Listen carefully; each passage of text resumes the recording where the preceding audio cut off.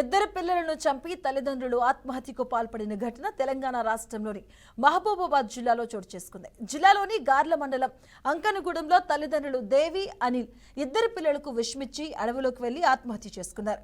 అయితే ఈ విషాద ఘటనపై కారణాలు తెలియాల్సి ఉంది. మృతుల పిల్లలు లోహిత, జషితగా గుర్తించారు. ఇక విషాద ఘటన తెలుసుకున్న కుటుంబ సభ్యులు, బంధుమిత్రులు కన్నీరు మున్నీరుగా వెలిపిస్తున్నారు.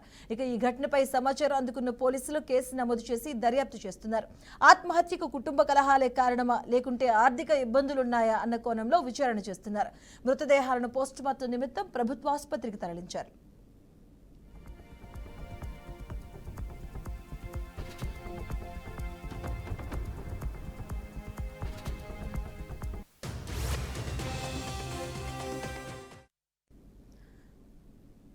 ఇక గార్ల మండలం అంకనగూడలో జరిగిన ఈ ఘటనకు సంబంధించిన పూర్తి అప్డేట్స్ మా కరెస్పాండెంట్ భాస్కర్ అందిస్తారు. భాస్కర్, మహబూబాబాద్ జిల్లా గార్ల మండలం దారుణం చోటు చేసుకున్న పరిస్థితి ఉంది.